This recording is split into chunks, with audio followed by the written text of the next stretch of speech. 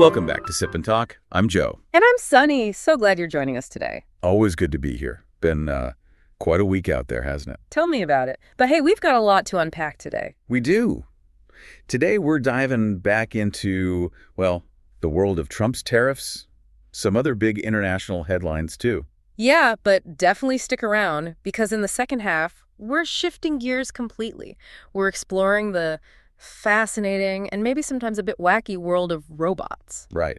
And as always, we'll be looking at all this stuff from an international angle, just, laying out the facts so you can do your own thinking. Exactly. No taking sides here. Yeah. Just trying to understand what's happening out there. All right, let's get into it. This tariff situation, that deadline, July 9th, it's ticking. It is. And President Trump has been hinting, hasn't he, that maybe he won't even need to extend it. Like agreements are imminent. Creates a bit of drama, right? Definitely. But here's where it gets really interesting, these agreements, even if they happen. They might not be the huge, sweeping global trade reforms he originally promised. So maybe scaling back a bit. Seems like it. The details on any potential deals are pretty sparse. It feels like the ambition might be lowering. More targeted fixes, maybe, not a big global reset. Okay, that makes sense. And inside the administration, are things clear? I feel like I'm hearing mixed messages. You probably are. Apparently, there's some talk that Secretary Basson might be okay with keeping a 10% tariff, not hiking it up. For everyone? Or specific countries? For countries that are, quote, negotiating sincerely. So it's like an incentive. Play ball, maybe you avoid the bigger hike. Gotcha. So who's on that nice list, potentially? Who might get a deal? Well, India is seen as kind of the leader in this race. They seem to be front of the line. Okay. Then you've got Vietnam and Taiwan. They're also seen as strong candidates for this, let's call it first-tier group. Interesting. But wait, what about the UK? Didn't they already have a trade agreement? They do.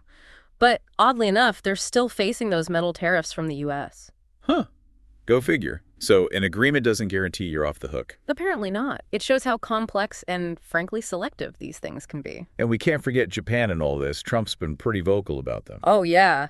He's publicly criticized Japan for what he calls unfair trade practices. Even threatened, remember, that 25% tariff on Japanese cars. Right. It feels like a long-running saga with Japan. It really does. Now, thinking about the economic fallout, Oxford Economics has an interesting point. What's that? Beyond just exports. Exactly. It's not just about hitting direct exports. These tariffs also mess with private investment.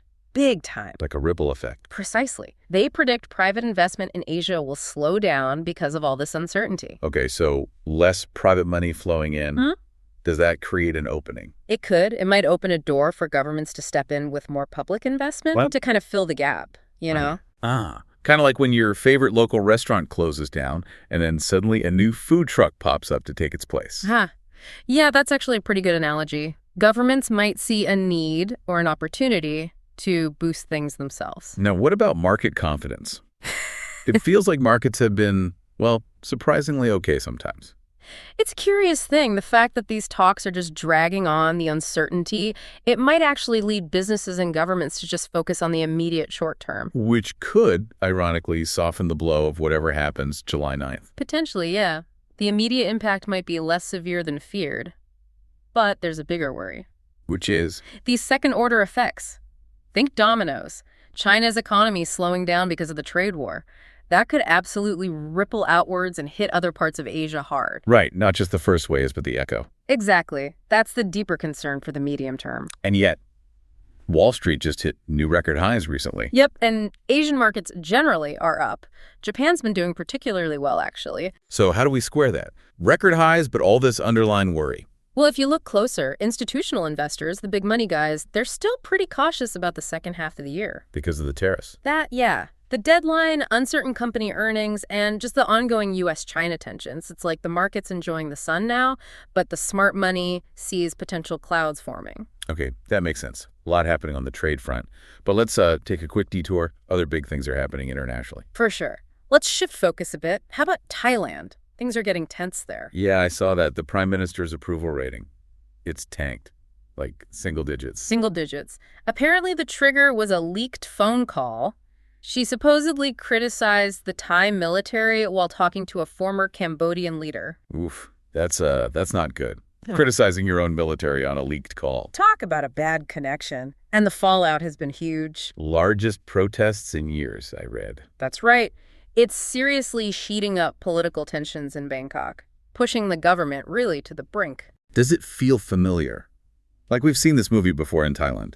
Some analysts are definitely drawing parallels. They're pointing to past protests that eventually led to military coups. It really underscores how serious this could be. Wow. And investors. They must be spooked. Oh, absolutely. They're nervous. Over $2 billion pulled out of the Thai stock market already. $2 billion. Yikes.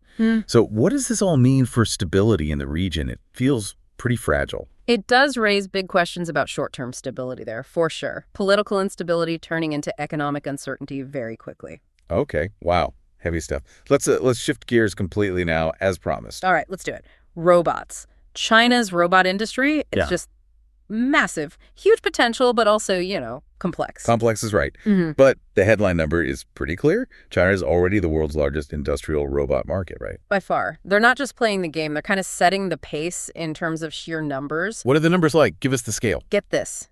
In 2023 alone, they installed over 276,000 industrial robots. 276,000 in 1 year. Yep. And that's a whopping 51% of the global total. More than half the world's new industrial robots went into China last year. That's staggering. What about density? Like robots per worker? Also impressive. Their robot density is now 322 robots per 10,000 employees. And how does that compare? That's more than the U.S., more than a lot of other developed countries. So what's driving this? Just market forces? Well, government initiatives have played a huge role. Things like Made in China 2025. There's been a real push to automate and upgrade manufacturing. Makes sense. Aiming for that high-tech powerhouse status. Yeah. But is it all about quantity?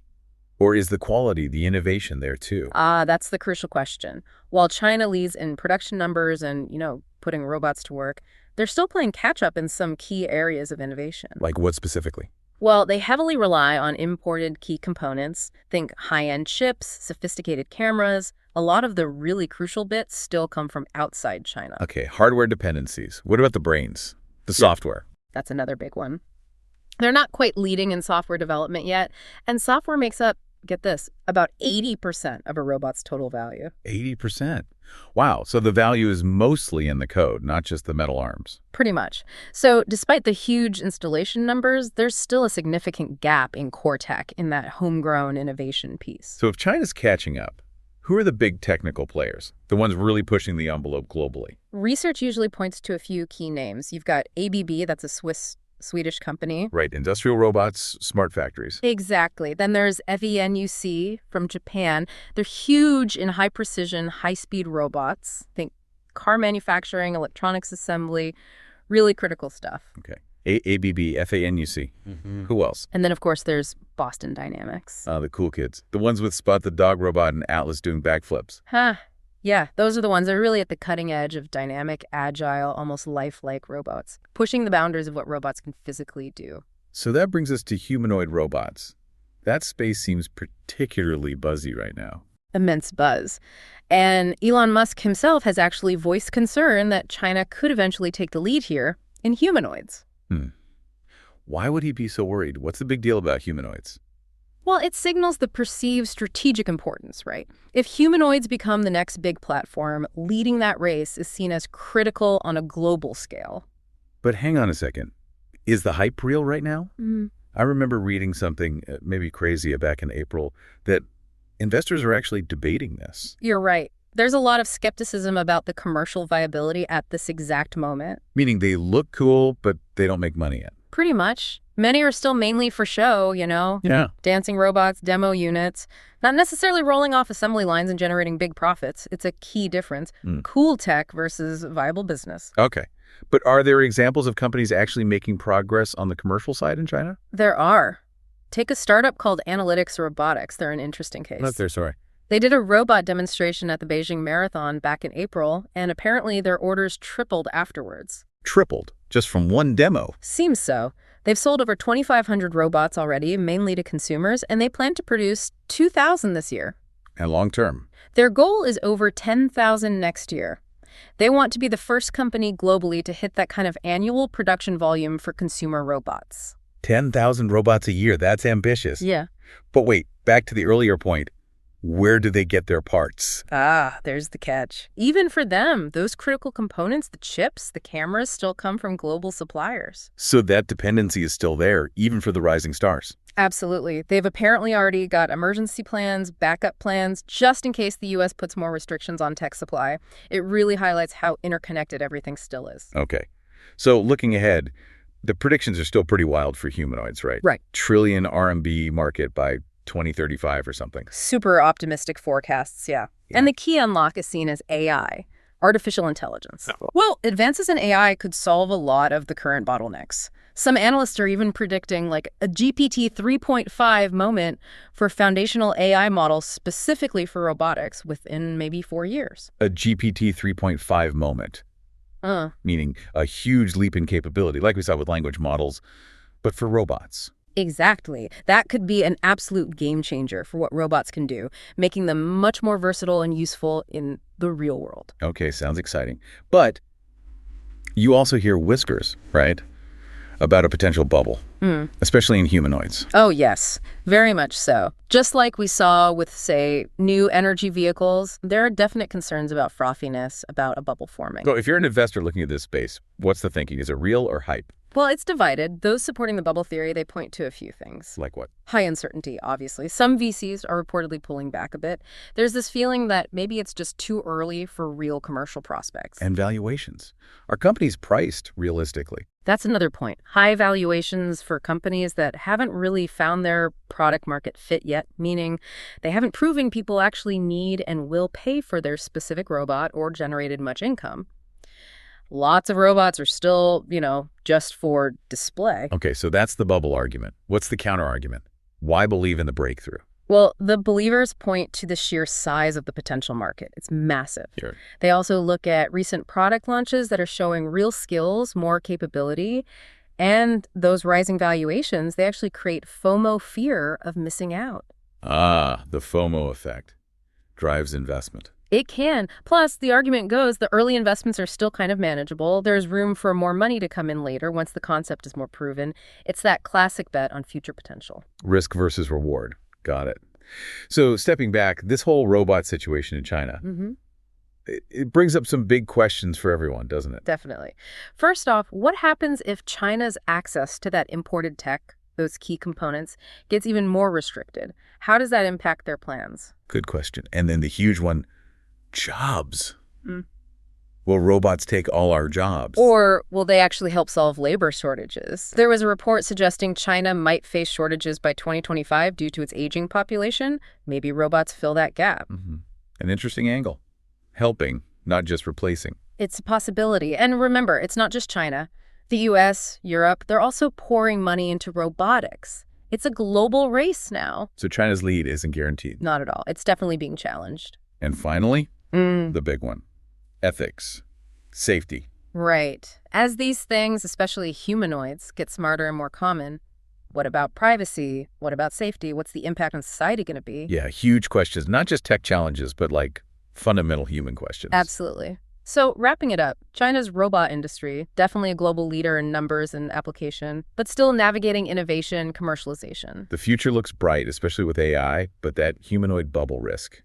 Something to watch closely. Yeah, just like we saw with EVs. It's a pattern, maybe. It really makes you wonder, doesn't it? As robots become more integrated into our lives, what is the next big leap?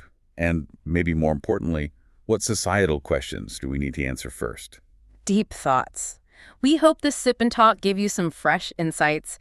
If you enjoyed it, please make sure to subscribe wherever you get your podcasts so you don't miss our next episode. And hey, for some extra fun, go check out our old friend Mickey's YouTube channel, Mickytolife. He's got hilarious memes, cool music, wine tasting, travel vlogs. Seriously, it's just a good time. Totally recommend it. And Mickey, if you're listening, or any of you out there, do you have any new interesting topics, weird news, anything you think would make great material for us? Yeah, send us your ideas. We're always looking for the next thing to sip and talk about. Absolutely. Until next time. Keep sipping, keep talking, and stay curious.